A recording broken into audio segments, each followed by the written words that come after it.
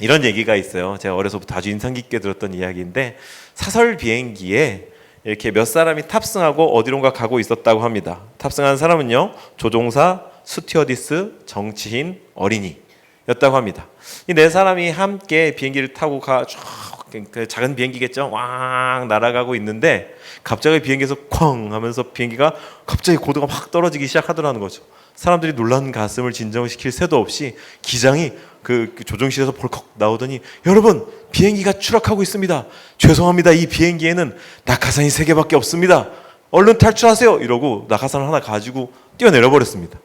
나머지 세 사람이 굉장히 당황되잖아요.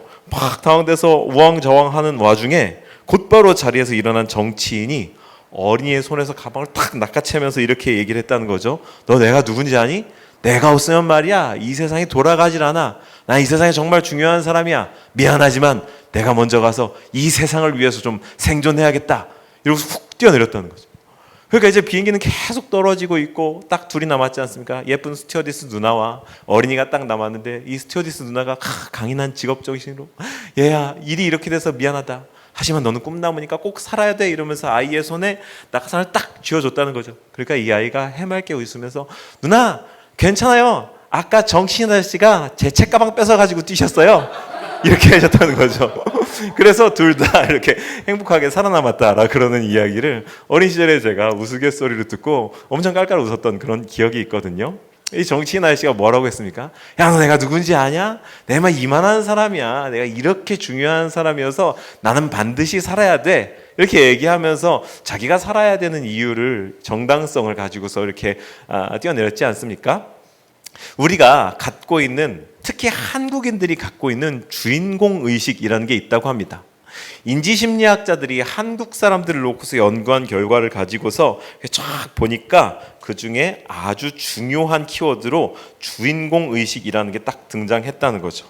그렇기 때문에 우리나라 사람들이 이 주인공 의식이 너무 중요해가지고 어떤 일들이 있냐면, 나 빼고 일어나는 일을 용납하지 않는다는 거죠. 나 빼고 내 치킨이 어디까지 왔는지 비밀로 할 수 없어. 그러니까 어디서 시작돼서 어디까지 오고 있는지를 실시간으로 알아야 된다는 거죠. 심지어는 나를 태우러 오는 택시기사님이 어떻게 생겼는지도 알아야 된다는 거예요.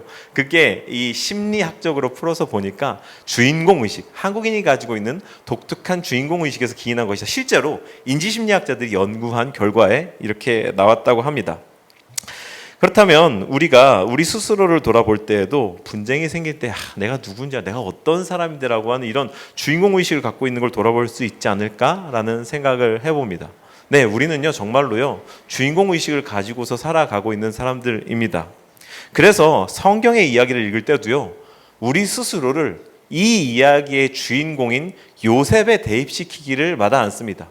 그 당연하게 그렇게 읽어요. 그래서 요셉 이야기를 읽는 모두가 다 자기를 요셉에 대입하기 때문에 이 내 인생 언제나 주님께서 요셉처럼 이렇게 인생 역전시켜 주실까? 주셨던 꿈은 있는데 이 꿈 언제 이루어져서 저 11볕단들을 나에게 이렇게 절하게 하실까? 그 인생 역전의 이야기를 꿈꾸면서 자기를 주인공 요셉에 대입시키기를 아주 즐겨합니다. 그래서 한국 사람들에게 아마 가장 사랑받는 성경인물 가운데 하나가 요셉 아닐까라는 생각까지 드는데요.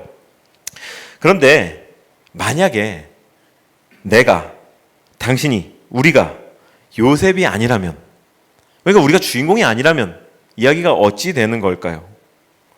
저는 지난주에 설교를 통해서 말미에 이 요셉의 그림자 가운데에서 예수 그리스도가 흘깃 비쳐 보인다라고 예수 그리스도의 모습을 비춰드리면서 설교를 마무리한 바 있습니다. 아버지의 사랑을 입은 아들이었으나 형들의 무도함으로 인해 아무 잘못도 없이 끌려가고 고난당하고 자기 인생의 최악의 시기를 보내면서 고통당하였던 모습들, 그리고 본문에 이르러서 일방적으로 형제들을 용서하고 용납하면서 하나님의 섭리를 선포하는 모습은 우리로 하여금 계속해서 예수님을 떠올릴 수 있게 해줍니다. 이게 오늘 우리의 출발점입니다. 우리는요 요셉에 대입되는 사람들이라면 얼마나 좋겠습니까마는 요셉에 대입할 수 없는 사람들, 요셉에 비할 수 없는 사람들입니다. 우리는 오히려 형제들과 같은 사람들입니다. 오히려 성서가 비춰주는 우리의 모습은 요셉이 아니라 형제들의 모습에 가깝다라는 겁니다. 이 점을 인정하고 우리가 오늘 설교를 계속해 나가고 싶은데요. 함께 본문의 3절과 4절을 읽어봅시다. 화면을 보시고요. 빨간 글씨는 좀 더 힘줘서 읽어주시면 좋겠네요. 시작. 내가 요셉입니다. 아버지께서 아직 살아계시다고요? 형제들에게 이렇게 말하였으나 놀란 형제들은 어리둥절하여 이리 가까이 오십시오 하고 요셉이 형제들에게 말하니 그제야 그들이 내가 형님들이 이집트로 팔아넘긴 요셉이 드디어 자기 자신의 정체를 형제들에게 알렸죠. 제가 바로 요셉입니다. 형제들이 어리둥절해진 겁니다. 이게 이런 걸 가지고 또 우리 인지부조화라고 얘기하잖아요. 자기가 보는 상황이랑 생각하는 상황이랑 안 맞으면 사람이 어버버버하게 돼 있는 겁니다. 인지부조화가 오는 거죠. 그러니까 여기 있으면 안 되는 애가 지금 여기 있잖아요. 여기 있으면 안 되는 애가 여기 있으면 안 되는 자리에서 여기 있으면 안 되는 나한테 지금 얘기를 하고 있으니까 얼마나 당황스럽겠습니까? 여기 본문도 말하죠. 놀라 어리둥절하여 입이 얼어붙고 말았다라고요. 우리는 어느 정도 결론을 알고 이 본문을 읽어내려가니까 단숨에 아주 그냥 휙 읽어내려가고 그냥 요셉이 용서했는가 보다, 형제들이 이렇게 용납받았는가 보다 그렇게 읽고 지나가는데요. 이렇게 상상 한번 해보죠. 여기에서 한번 딱 쉬어가야 되는 겁니다. 만약에 성경이 여기 4절에서 딱 끝났다고 생각해 보시죠. 그 방금 전에 말씀 한번 보여주실까요? 요 앞에 페이지에 4절 말씀, 4절까지 딱 하고 요셉의 앞에서 입이 얼어붙고 말았다. 이리 가까이 오십시오. 내가 당신들이 팔아넘긴 내가 바로 그 아우입니다. 주머니에서 총을 꺼낸다. 한 놈씩 손들어. 이렇게 전개돼도 이상하지 않지 않습니까? 자, 이제 한 명씩 나와서 그때 나한테 뭐 잘못했는지 무릎 꿇어. 이렇게 전개돼도 이상하지 않은 게 우리가 갖고 있는 상식 속의 요셉 이야기란 말이죠. 성경이 4절에서 요셉 이야기가 딱 끝났다라 그러면요, 이제 내 칼을 받으시오. 한 명씩 차례로 나와서 자기가 잘못한 대로 이실직고 하시오. 잘못한 비율대로 따져서 손해배상하시오. 어떤 얘기가 나와도 이상하지 않은 게 이 요셉의 이야기입니다. 사실 무척 심각한 겁니다. 죄가 죄인 걸로 드러난 상황, 꽁꽁 숨겨왔던 것들이 드러난 상황, 감췄던 것, 들키고 싶지 않았던 것이 들켜버린 그런 상황. 공의의 빛이 비추어져서 불의가 드러났을 때는요, 진리가 드러나서 나의 죄과가 드러났을 때는요, 죄인은 소망이 없는 겁니다. 정말 큰일이 난 겁니다. 형제들이 정말 큰일 난 겁니다. 기독교 신앙이 바로 이 지점에서 출발해야 되는 겁니다. 그래야 건강한 신앙이 되는 겁니다. 아무것도 모르는 채로 그냥 은혜, 하나님 사랑합니다, 하나님이 여러분을 사랑하셨습니다, 이것만 이야기를 하면요, 건강한 신앙이 될 수 없습니다. 내가 얼마나 구제불능의 존재였는가, 얼마나 큰 잘못을 저지르고 있었는가, 내 힘으로 어쩔 수 없는 낭패에 있었는가, 거기에서 신앙이 시작되어야 되는 겁니다. 그래서 우리 기독교 신앙이 계속해서 회개, 죄인됨에 대해서 이야기를 하는 것 아니겠습니까? 근데 오늘 우리는 너무나 하나님의 사랑만 너무 달콤하게, 당신의 괴로움을 다 아십니다, 당신은 혼자 걷지 않을 거예요, 막 계속해서 우리의 삶을 위로해 주려고만 하다 보니까 우리가 얼마나 죄인지를 올바로 가르쳐주지 않는 겁니다. 죄책감을 자극하고 해결책을 줄 수 있다는 고자세를 취하려는 게 아니라 언제나 해결은 냉정한 현실 자각에서부터 시작되기 때문에 우리의 현실을 알아야 되는 겁니다. 다시 한번 강조합니다. 우리는요, 총리가 된 요셉 앞에 선 요셉을 팔아버린 형제들과 같은 사람들입니다. 그게 우리 신앙의 출발점이어야 됩니다. 이제 함께 정말 감사한 5절을 읽어보시죠. 5절 화면 보고 읽어주세요. 시작. 그러나 이제는 자책하지도 마십시오.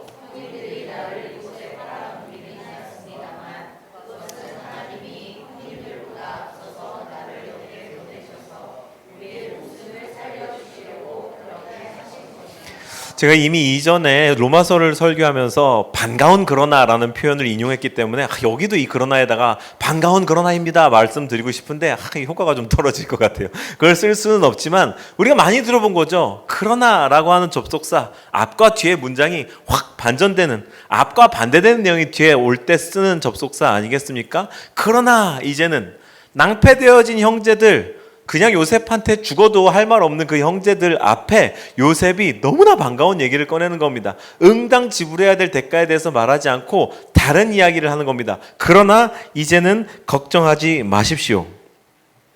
우리가 들었던 복음과 완전히 판박이 아닙니까? 로마서 5장을 한번 볼게요. 화면을 보고 읽어주실까요? 로마서 3장 20절과 21절 상반절 시작. 그러므로 율법의 행위로는 인정받을 사람이 아무도 없습니다. 율법으로는 죄를 인식할 뿐입니다. 그러나 이제는 율법과는 상관없이 하나님의 의가 나타났습니다. 로마서니와 3장 20절까지 모든 사람들을 정죄의 그늘 아래로 데려온다라고 폴 워셔가 말했다고 제가 말씀드린 바 있습니다. 3장 20절까지 온갖 죄의 군상들, 인간이 처해 있는 죄로 인한 낭패들을 이 바울은 계속해서 조명합니다. 너도 죄에서 예외일 수 없어. 이도 죄인이고 이도 죄인이고 결국에 우리 모두가 다 죄의 낭패의 그늘 아래에 있는 사람들이야. 그러나 이제는 이라고 하기 때문에 이 그러나를 반가운 그러나라고 제가 로마서를 설교하면서 말씀을 드린 바 있지 않습니까? 어느 누구도 예외 없이 죄인이라는 겁니다. 이 그러나의 등장만으로 소망이 생기기 전까지는요. 형제들에게 마찬가지였죠. 본문이 4절까지만 있었다면 거듭 강조하지만 자기들이 이역만리 타국에 팔아버린 동생 앞에서, 그리고 이 기근의 시기에 이제 자신들의 생사여탈권을 쥔 동생 앞에서 꼼짝없이 죽은 목숨이었던 겁니다. 은밀히 지었던 모든 죄가 만천하에 드러나고 휴시하고 살았던 자기 모습이, 최악의 모습들이 다 드러나게 되는 것. 그게 죄인의 현실, 실존인 거죠. 수치스럽고 부끄럽고 소망도 없이 자기가 저지른 일에 대한 대가를 받아들여야만 하는 것. 죄인들에게 남겨진 모습입니다. 그런 타이밍인데 요셉의 입에서 뜻밖의 문장이 흘러나온 거죠. 우리 빨간 글씨들끼리만 한번 이어서 읽어볼까요? 오늘 본문의 5절을 가지고서 빨간 글씨끼리만 이어서 읽을 수 있을까요? 시작. 그러나 이제는 걱정하지 마십시오. 자책하지도 마십시오. 하나님이 그렇게 하신 것입니다. 아멘. 그러니까요, 예수님께는요, 우리가 예수님을 못 박은 죄, 우리 스스로 저지른 죄악들이, 모든 것들이 그분께서 감당하신 죄악으로서 주님께서 대신해서 치르신, 주님께서 대신해서 대가 지불을 하신 그런 이미 해결된 죄가 되었으며, 하나님 앞에는 이제 내가 너희들을 구원하려고 이 모든 일을 한 거야. 그러니 너희들은 아들 예수 그리스도의 피를 의지해서 나오기만 하면 돼. 내가 다 한 거야. 이 하나님께서 이미 이루신 일을 믿고 나아가기만 하면 되는 겁니다. 여러분들 의지하십니까? 여러분들 믿으십니까? 아멘은 이럴 때 쓰라고 있는 단어라고 여러 번 말씀드렸죠. 그렇죠. 용서와 용납은요, 요구해서 얻을 수 있는 것이 아닙니다. 선의로 베풀어질 때야 비로소 감사하게 받을 수 있는 건데, 하나님께서 왜 우리에게 이 용서와 용납을 베푸셨는가? 요셉이 왜 형제들에게 이 용서와 용납을 베풀었는가? 형제들에겐 아무런 화해의 시도도 돌이킴도 없었으나 오직 요셉의 자비로, 요셉이 하나님의 섭리를 이해한 그 이해로, 아들 예수의 순종하심으로 하나님의 완전하신 섭리로 우리가 용서와 용납을 받았습니다. 요구해서 얻을 수 있는 게 아니라 전적인 은혜로 얻어졌다는 말이죠. 요셉은요, 그분의 경륜을 이해한, 그리고 인생의 진리를 터득한 그런 사람으로서 흡사, 표현이 좀 그런데 도인과도 같은 자세로 하나님이 그렇게 하셨습니다. 이제 그렇게 고백을 하고 있는 모습을 우리가 봅니다. 형제들처럼요, 우리는 정말로 예수님을 적대했습니다. 죽이려고 한 게 아니라 우리는 예수님을 죽였습니다. 그런데 예수님은 부활하셔서 정말로 죽이고 정말로 적대했고 정말로 끝까지 몰아붙였던 우리 모두를 용서하고 용납하였습니다. 그건 은혜였고요. 오늘도 그 은혜의 손길이 우리를 향해 뻗쳐져 있습니다. 우리는 늘 주님을 배반하나 늘 우리를 향해 용서와 용납의 손길을 뻗치시는 것이 우리 주 예수 그리스도의 은혜입니다. 우린 다시 그 손을 잡을 수 있고요, 그래야만 살 수 있는 겁니다. 그래서 형제들과 같은 처지였던 우리들은요, 그저 감사할 수밖에 없는 거죠. 이제 다 같이 9절부터 11절까지를 읽어볼까요? 9절부터 11절 함께 읽습니다. 시작. 이제 곧 아버지께로 가셔서 아버지의 아들 요셉이 하는 말이라고 하시고,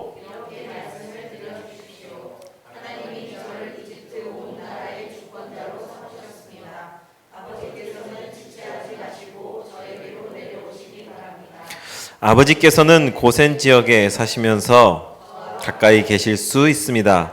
아버지께서는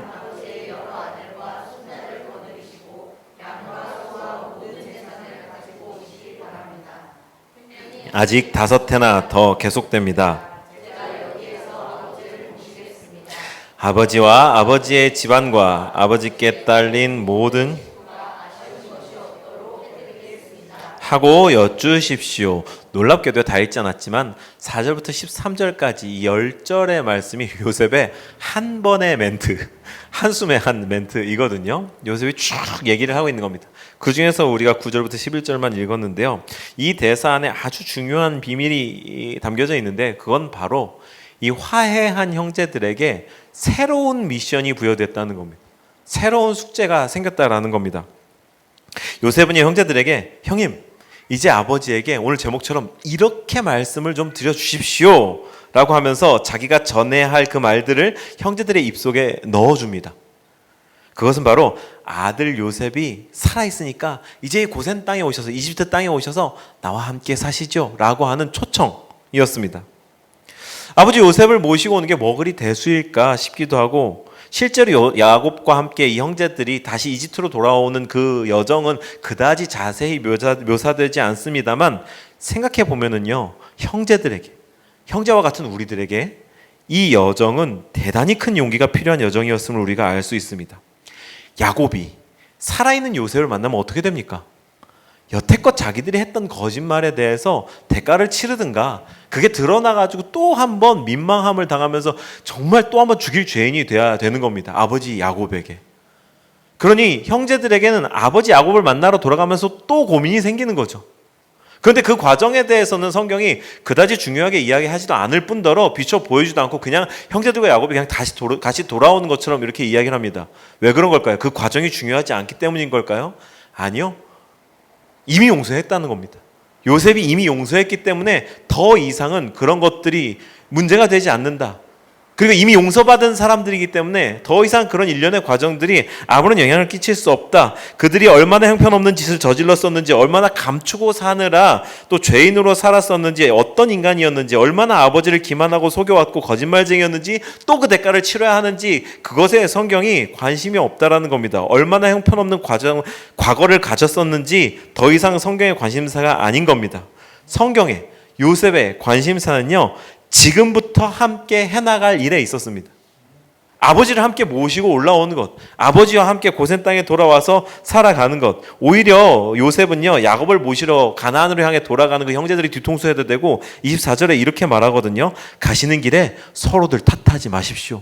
더 이상 과거를 문제 삼으면서 네가 잘못했네, 내가 잘못했네, 루벤이 야 내가 그때 아들 팔지 말, 요셉 팔지 말자, 살려주자고 그랬는데 너 유다가 나서가지고 팔아버리고 네가 그때 그랬잖아. 그러니까 내가 좀 덜 잘못했어. 과거를 문제 삼아서 서로 적대하고 그러지 말고 더 이상 과거는 문제가 아니니까 이제 우리의 새로운 미션인 아버지를 안전하게 모시고 오는 것, 그것에만 집중하십시오라고 하는 그런 의미였던 겁니다. 공동의 꿈을 향해 함께 품고 있는 그 비전을 향해 나아가는 데 있어 과거에 얽매이지 말라는 거죠. 비유컨대 저는 이 모습이 오늘날을 살아가는 우리 그리스도인들의 삶이 아닐까 생각합니다. 예수님은 우리에게 이렇게 말씀하시죠. 네 과거가 어떻든 상관하지 않는다. 너는 내 아들이다. 너는 내 딸이다. 내가 너를 값주고 샀다. 이제 내게 맡겨진 너만의 미션을 나와 함께 한번 멋지게 이뤄보자꾸나. 어떤 느와르 영화의 한 장면처럼 너 나랑 일 좀 하자. 이렇게 주님께서 우리한테 부르시는 거죠. 물론 그런 장르의 일은 아니겠습니다만은 주님이 우리와 함께 너 나랑 일 좀 하자 부르시는 거죠. 이제 설교를 마치려고 하는데요. 우리 오늘 건반만 올라오시면 좋겠고 같이 15절을 한 목소리로 크게 읽어주시죠. 함께 읽습니다. 시작. 다 입을 맞추고 부둥켜 안고 울었다. 그제야 요셉의 형들이 요셉은요 이제 한 명도 빠짐없이 모든 형제들과 각각 일일이 하나하나씩 화해합니다. 한 사람 한 사람 입 맞추고 끌어안고, 그리고 그가 내민 화해의 손길에 힘입어서 이제 요셉의 형들도 그와 말을 섞기 시작했다라고 본문이 그렇게 마무리되고 있네요. 그런데 이상하게도요, 요셉 내러티브가 끝날 때까지 형제들이 요셉한테 사과했다거나 잘못을 바로잡았다거나 이런 얘기가 나오지는 않습니다. 거듭 설명드리는 바 이미 용서가 이루어졌기 때문인 것이고요. 우리 주님도 마찬가지라고 말씀을 드렸습니다. 주님께서 그러므로 우리에게 원하시는 삶은요, 잘못했다고 계속 납작 엎드리면서 주님 이 죽을 죄인 그거 필요한 거고 맞는 거거든요. 주님이 죄인 살려주셔 이 벌레 같은 나 위에 필요한 겁니다. 하지만 늘 그 자리에 머물러서 끊임없이 자기를 비하하고 자기가 저지른 죄악의 굴레에 갇혀서 나는 주님 앞에 벌레맛도 못한 존재야 머무를 것이 아니라 주님이 너 나랑 같이 일 좀 하자, 가서 아버지 모시고 와 라고 하는 그 부르심을 주신다면 거기에 집중해야 하는 것이 건강한 그리스도인의 태도라고 여겨집니다. 주님은 우리 모두와 단 한 명도 빼놓지 않고 각 사람 모두와 화해하셨기에 이제 함께 살던 곳으로 돌아가서 맡겨진 새로운 사명을 감당해야 하는 것, 그 삶을 원하십니다. 개가 토한 것을 도로 먹는다는 표현이 있기도 한데요, 반복되는 그런 죄가 죄송하다면 주님 얼굴 볼 낯이 없다고 떠나가거나 거봐 내가 그렇지 하고 자책할 것이 아니라 주님의 부르시는 음성에 더 귀를 기울여야 됩니다. 주님이 무슨 일을 맡기시는가 그것을 더 들여다봐야 됩니다. 우리는요 근본적으로 죄를 이길 수 있는 힘이 있는 존재가 아닙니다. 그러니까 죄악과 맞서 싸우겠다, 내가 이번에 이 죄를 이겨보겠다라고 하는 건 근본적으로 잘못된 출발이에요. 주님이 이기셨으니 나는 주님과 함께 가겠습니다. 할렐루야. 그게 우리의 올바른 방향이어야 할 줄로 믿습니다. 하나님은 우리에게 이러한 이 삶 가운데 해나가야 할 일을 주셨어요. 주님이 우리와 함께 해나가고 싶은 그런 일을 우리 삶에 각각의 삶의 모습에 맞게끔 맡기신 미션이 있다 이 말입니다. 그 일을 함께 해나가는 것, 그것이 우리 삶에 더 중요한 숙제인 줄로 믿습니다. 너 나랑 일 좀 하자 부르시는 그 주님 앞에 예 제가 여기 있습니다, 어떤 일을 할까요? 라고 주님 앞에 이렇게 말씀드려 주십시오 라고 한 요셉의 청에 응한 형제들처럼 여러분도 응답하신 여러분들 되시길 바라서 오늘 이 말씀을 드렸습니다.